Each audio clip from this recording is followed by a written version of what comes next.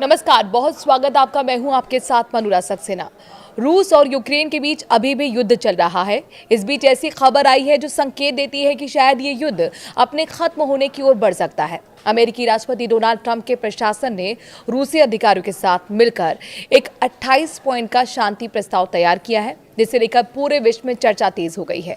Putin ने कहा कि ये डील अंतिम शांति का रास्ता हो सकती है, तो वहीं जेलेंस्की इसे नहीं मान रहे हैं। पुतिन ने कहा कि अलास्का में मीटिंग के बाद ही इस प्रस्ताव पर बात शुरू हो गई थी। वहीं यूक्रेनी राष्ट्रपति जेलेंस्की इससे खुश दिखाई नहीं दे रहे। उनके रुख पर डोनाल्ड ट्रंप ने साफ कर दिया है कि या तो वो शर्तें माने या युद्ध लड़ते रहें। रूस और अमेरिकी अधिकारियों ने मिलकर इस ड्राफ्ट को बनाया है। हालांकि ड्राफ्ट साफ दिखाता है कि रूस और यूक्रेन दोनों पक्षों को कुछ न कुछ चीजों पर पीछे होना होगा। आइए आपको ट्रंप के 28 पॉइंट वाले इस प्रस्ताव के बारे में बताते हैं, जिसे पीस प्लान कहा जा रहा है। यूक्रेन की संप्रभुता की पुष्टि होगी। इस समझौते की शुरुआत इस बात से होती है कि यूक्रेन एक स्वतंत्र संप्रभु देश है और इसकी संप्रभुता को सभी पक्ष स्वीकार करेंगे। रूस, यूक्रेन और यूरोप के बीच एक व्यापक गैर आक्रामकता समझौता किया जाएगा। पिछले 30 सालों में दोनों पक्षों के बीच जो भी समस्याएं रहीं, उन्हें समझौते से हमेशा के लिए सुलझाना हुआ माना जाएगा। इसमें सबसे खास बात यह है कि रूस किसी भी पड़ोसी देश पर हमला नहीं करेगा और नाटो अपना विस्तार नहीं करेगा। इसमें यह भी शामिल है कि नाटो और रूस दोनों अपनी मौजूद सीमा सुरक्षा नीतियों में स्थिरता लाएंगे। रूस और नाटो के बीच अमेरिका की मध्यस्थता में सुरक्षा वार्ता होगी। इस संवाद का उद्देश्य होगा सभी सुरक्षा विवाद खत्म करना, तनाव घटाना, वैश्विक शांति, आर्थिक सहयोग की नई संभावनाएं बनाना। यूक्रेन को ठोस विश्वसनीय सुरक्षा गारंटी दी जाएगी, यानी अगर भविष्य में उस पर हमला होता है तो इसके परिणाम सीधे लागू होंगे। यूक्रेन की सेना का आकार भी इस डील से लिमिट कर दिया जाएगा। ये एक तरह का सैन्य प्रतिबंध है जो यूक्रेन की सैन्य संरचना को छोटा कर देगा। यूक्रेन अपने संविधान में लिखेगा कि वो नाटो में शामिल नहीं होगा। साथ ही नाटो अपनी विधियों में लिखेगा कि यूक्रेन को भविष्य में भी सदस्यता नहीं दी जाएगी। नाटो यूक्रेन में कोई सैनिक तैनात नहीं करेगा। इससे यूक्रेन नाटो की औपचारिक या फिर अनौपचारिक सैन्य उपस्थिति से मुक्त रहेगा।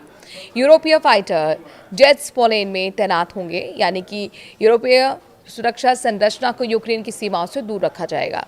अमेरिका की सुरक्षा गारंटी की विस्तृत 4 शर्तें, जिसमें से है अमेरिका इस गारंटी के बदले आर्थिक मुआवजा प्राप्त करेगा। अगर यूक्रेन रूस पर हमला करता है तो गारंटी तुरंत खत्म की जाएगी। अगर रूस यूक्रेन पर हमला करता है तो अमेरिका और उसके सहयोगी निर्णायक सैन्य प्रतिक्रिया देंगे। सभी वैश्विक प्रतिबंध रूस पर फिर से लागू होंगे। किसी भी नई चेटी की मान्यता रद्द होगी। इस डील से जुड़े रूस को सारे फायदे समाप्त कर दिए जाएंगे। अगर यूक्रेन किसी बिना कारण मिसाइल मॉस्को या फिर सेंट पीटर्सबर्ग पर दागेगा तो ये सुरक्षा गारंटी अमान्य होगी।